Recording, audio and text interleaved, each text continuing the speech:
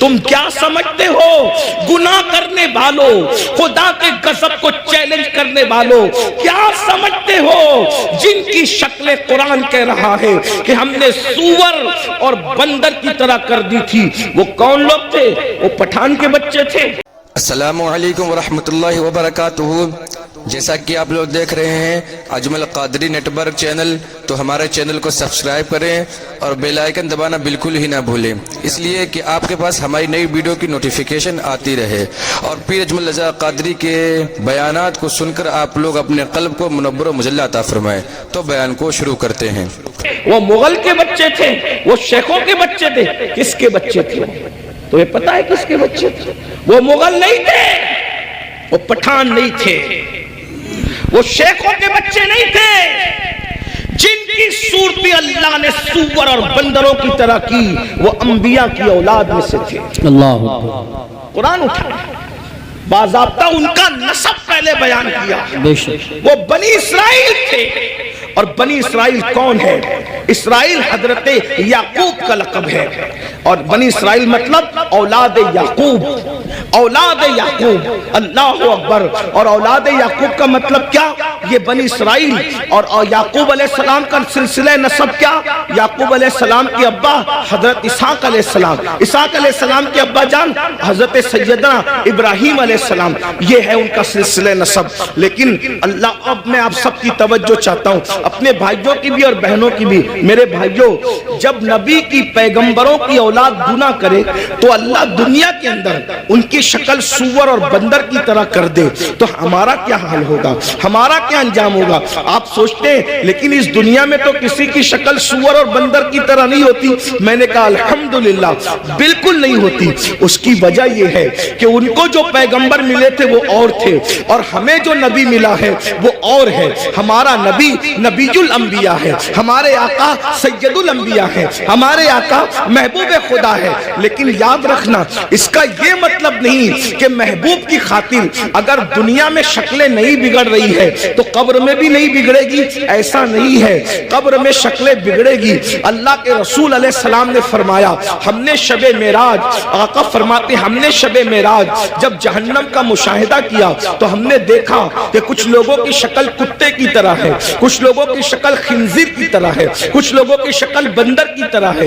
حضور فرماتے ہم نے شب معراج دیکھا، اللہ اکبر، اللہ سے ڈرتے کیوں نہیں، اللہ سے خوف کرتے کیوں نہیں؟ آئیے میں آپ کو بتاؤں، اللہ اکبر۔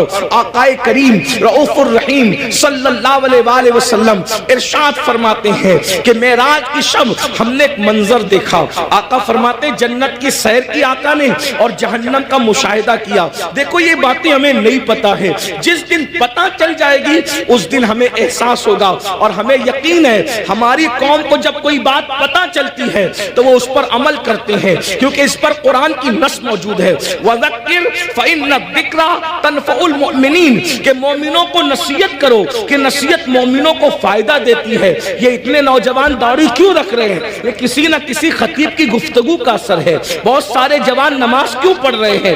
اللہ اکبر، بہت سارے علاقوں میں ہم لوگ گئے نہیں، بہت سارے دوسرے خطبہ نہیں گئے، لیکن کسی نے کہا ہمارے امام صاحب نے نماز پہ تقریر کی، ہم نمازی بن گئے، داڑھی پہ تقریر کی، ہم داڑھی رکھیں۔ تو پتہ چلا یہ جلسے بالکل بھی لایانی نہیں ہے، غیر ضروری نہیں ہے۔ مومنین کو نصیحت فائدہ دیتی ہے، بس ناصح کی نیت صحیح ہونی چاہیے، اور سننے والوں کو بھی صحیح طور پر سننے کا شوق ہونا چاہیے۔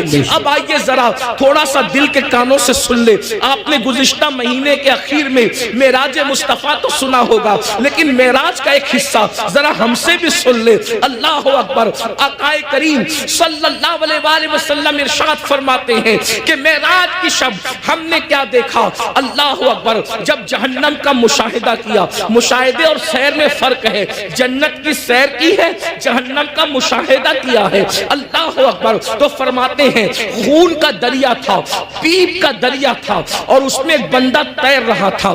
خون اور پیپ کے کھولتے ہوئے دریا کے اندر کوئی تیر رہا ہو، تھوڑا توجہ کیجئے گا میرے پیارے آقا علیہ الصلوۃ والتسلیم کے پیارے دیوانوں، ذرا غور کیجئے گا۔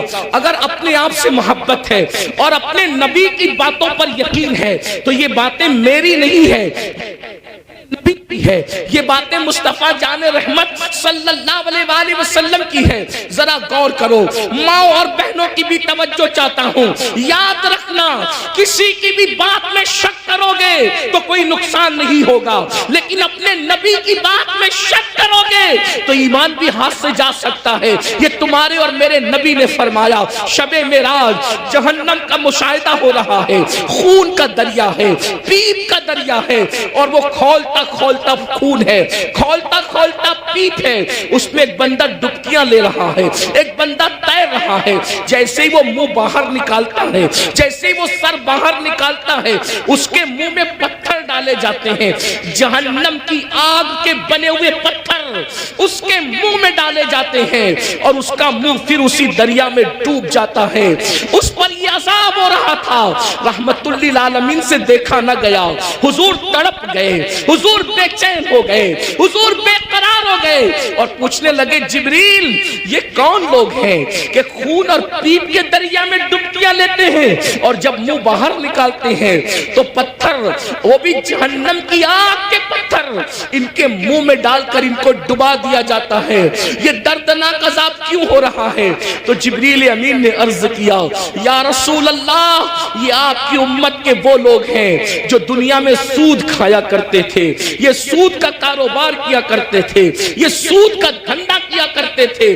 میں آپ سے پوچھنا چاہتا ہوں, دنیا ہی سب کچھ ہے, بولو اگر کسی سچے مسلمان کو یہ پتا چلے کہ سود کھانے کا انجام کیا ہے, وہ پیپ کا دریا, وہ خون کا دریا.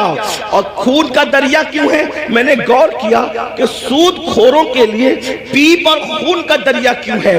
تو بہت سوچنے کے بعد مجھے یہ سمجھ میں آیا کہ سود خور لوگ قوم کا خون چوستے ہیں, قوم کا خون چوستے ہیں, ان کی غربت کا فائدہ اٹھاتے ہیں, ان کی مجبوریوں کا فائدہ اٹھاتے ہیں. اس لیے دیکھو قدرت نے ان کو خون اور پیپ کے دریا کی سزا دی ہے. اب میں آپ سے پوچھنا چاہتا ہوں, اے سود کا دھندا کر کے, اے بیاج کا دھندا کر کے, اے انٹرسٹ کا دھندا کر کے مالدار بننے والوں, ذرا غور کیجئے کتنا بھی مال کما لو گے, تھوڑا دھیان دینا میری بات پر, کتنا بھی بڑا محل ہو, تاج محل کی طرح بھی محل بنا لو, جب آخری میں ڈاکٹر کہے گا نا کہ یہ بہت بیمار ہے, اس کے بچنے کی امید نہیں ہے, تو آپ کے بچے, ہمارے بچے کیا کریں گے؟ آپ ہو یا ہم ہو, کوئی ہو, بولو بچے کیا کریں گے؟ اٹھا کے سیدھا ہاسپٹل میں داخل کر دیں گے. بتاؤ جس مال کو اللہ کی نافرمانی کر کے کمایا تھا, کروڑوں روپے کا محل بنایا تھا حرام مال سے یا حلال سے بھی بنایا تھا, لیکن آخری سانسیں کہاں لے رہے ہو؟ آخری سانسیں کہاں لے رہے ہو؟ ہاسپٹل کی چار دیواری میں. یہی ہے نا تمہاری دنیا, جس دنیا کی خاطر اللہ کو ناراض کیا, جس دنیا کی خاطر خدا کو ناراض کیا, آخری اینڈ کیا ہے, آخری انجام کیا ہے؟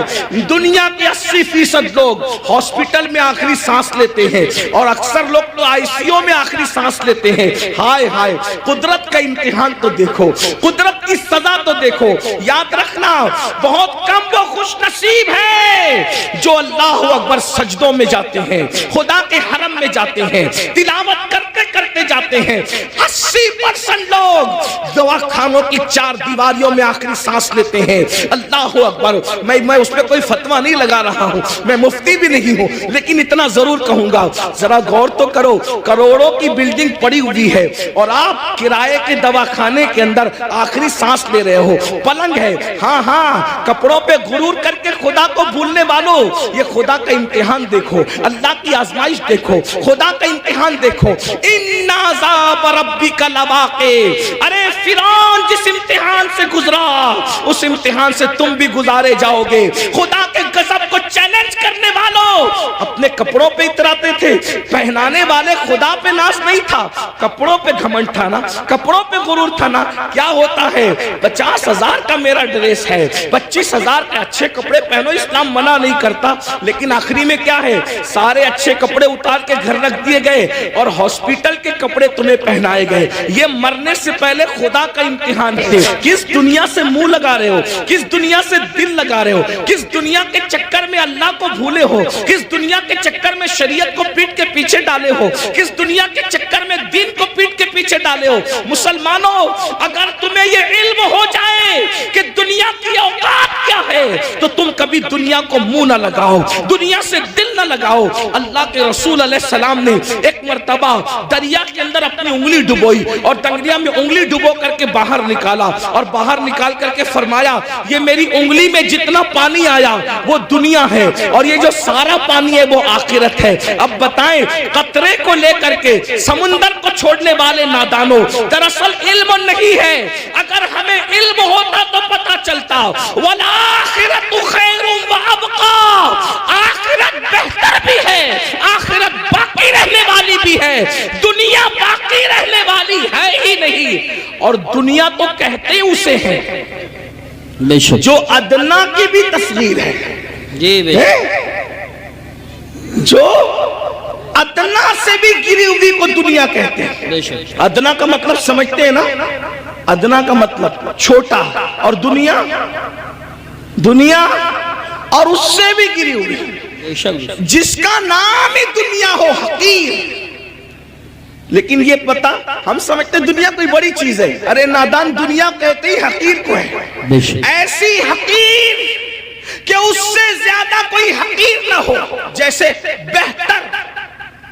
بہترین، افضل درجات بڑھتے ہیں نا، جب تفضیل کے ساتھ بات ہوتی ہے تو پھر درجات بڑھتے ہیں، ایسے ہی جب تصغیر کے ساتھ بات ہوتی ہے تو پھر درجات گھٹتے ہیں نا۔ تو دنیا تصغیر ہے، کیا یہ اتنی حقیر ہے کہ اس سے بڑھ کر کوئی حقیر نہیں، لیکن ہمارے پاس یہ بھی علم نہیں ہے، دنیا بھی کہتے ہیں اور اس پر قربان بھی ہوتے ہیں، پتہ ہی نہیں ہے کہ حقیر پہ قربان نہیں ہوا جاتا۔ ارے جب فقیر پہ قربان نہیں ہوتے تو حقیر پہ کیسے قربان ہوتے ہیں؟ اگر قربان ہونا ہے تو اس پر قربان ہو جاؤ جس نے دنیا بھی پیدا کیا، آخرت بھی پیدا کیا۔ یزید دنیا پہ قربان ہوا، ختم کر دیا گیا، حسین دین پہ قربان ہوئے، آج حسین پاک کا ذکر بھی باقی ہے، ان کی نسل بھی باقی ہے۔ نعرہ تکبیر، دنیا کی خاطر، یا رسول اللہ، دنیا کی خاطر، یا رسول اللہ، یا علی، یا علی زندہ باد، دنیا کی خاطر اس ماشاءاللہ، نے دین کو پیٹ کے پیچھے ڈالا، اس کی نسل بھی مٹی، اس کی قبر بھی مٹی، اس کا دربار بھی مٹا، اس کا نام بھی مٹا۔ یہ تو ہم حسینیوں کا احسان ہے کہ بطور مذمت اس کا نام لے لیتے ہیں تو کہیں کہیں وہ یاد آ جاتا ہے۔ اگر ہم بطور مذمت جیسے شیطان کا نام آتا ہے، اعوذ باللہ من الشیطان الرجیم کے طور پہ، اللہ اکبر، اگر اس طریقے سے اس لانتی کا نام نہ لے تو کبھی لوگ اس کو یاد بھی نہ کریں۔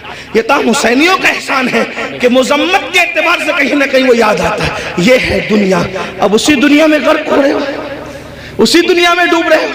تو آقا ارشاد فرماتے ہیں ہم اور آگے بڑھے، توجہ فرمائے، آپ توجہ تو بہت اچھی کر رہے ہیں ماشاءاللہ، لیکن مزید غور کریں۔